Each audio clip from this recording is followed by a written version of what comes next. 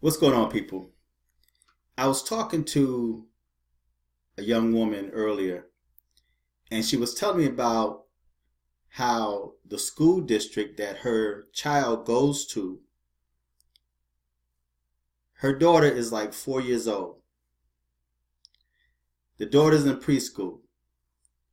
The school wants to test her, okay, for a learning disability because the daughter is active. Basically, she's being a child.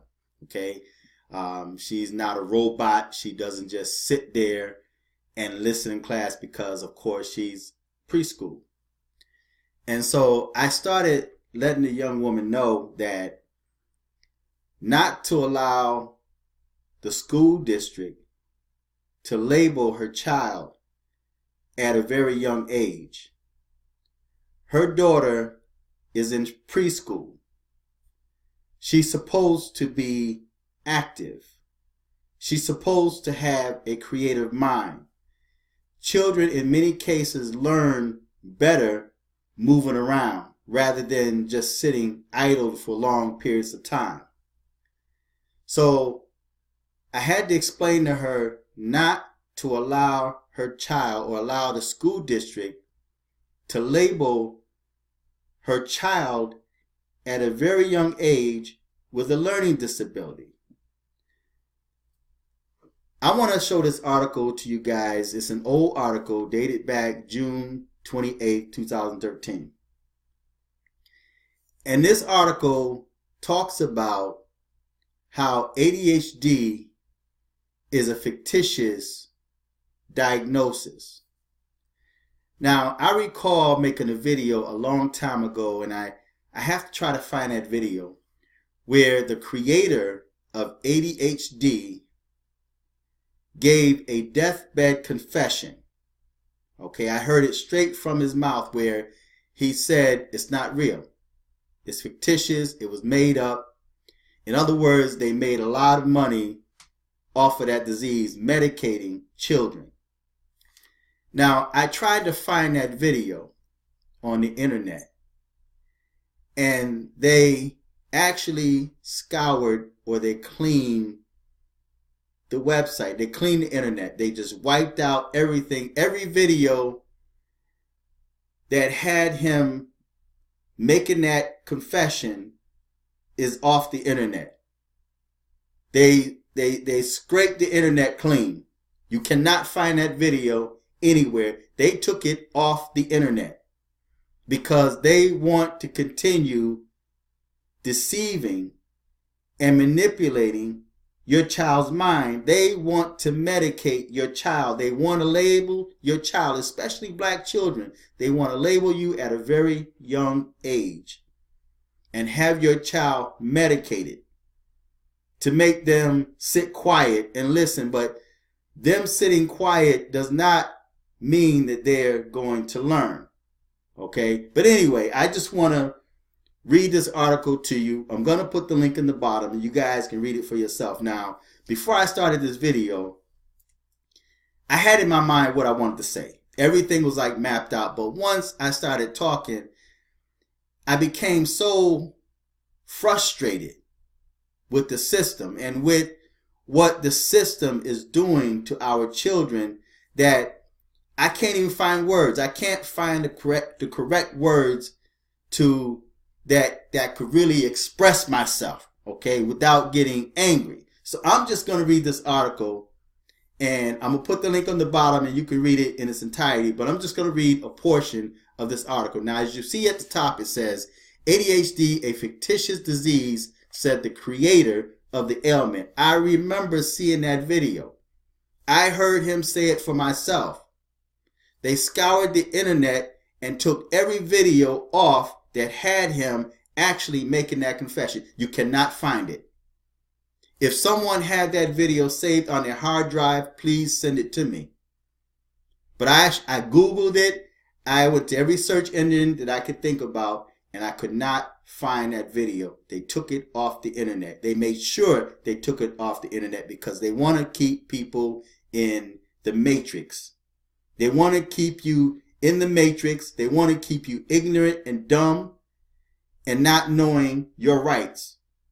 And many blacks, especially within the black community, many single parent moms, they're going to feed you a story about how we want to evaluate your child. We want to have somebody just sit back and just watch her, you know, and then before you realize it, they're going to write up a bunch of things, what they see. Okay. They don't have the authority to diagnose anything, but they just tell you what they feel. This is what I think is going on. And then before you realize it, they're going to label your child with a learning disability. And then what they're going to do is say, well, we recommend you put them on some type of medication, Ritalin or whatever. Okay. And now your child is going to be drugged out, you know. Anyway, I'm going to read this article because what I really want to say is not coming out like I had it in mind. Okay.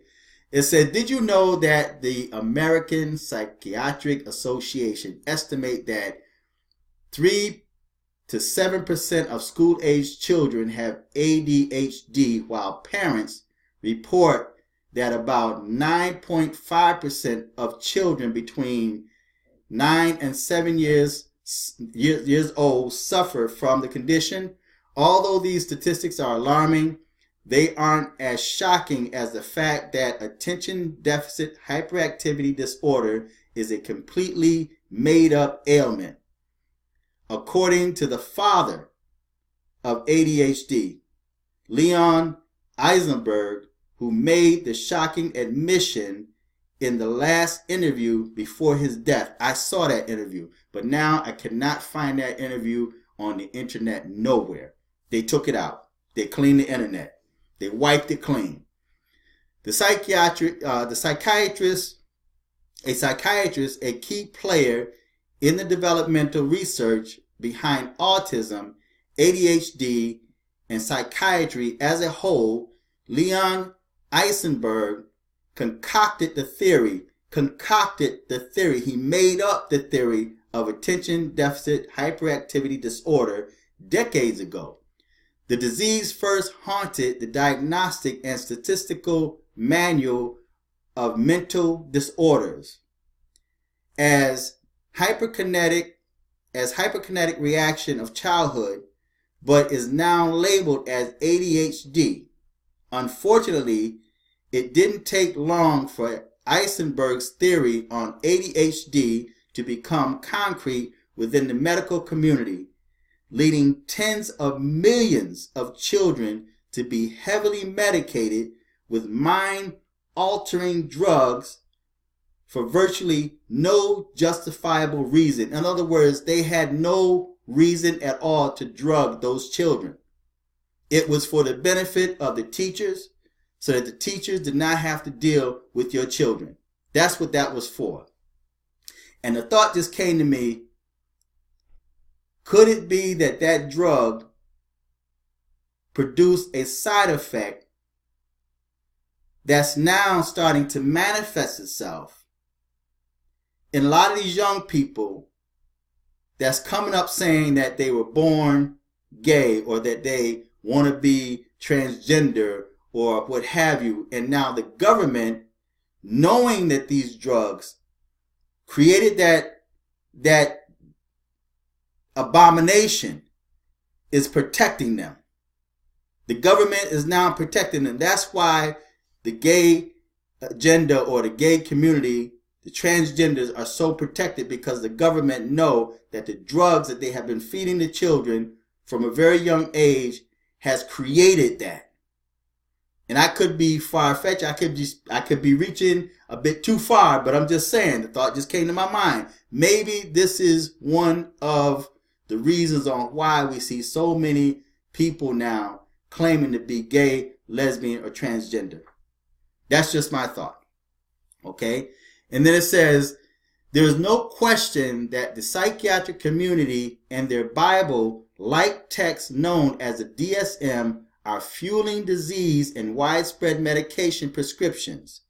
In a world where creative mind is deemed a mental illness. Let me read that again.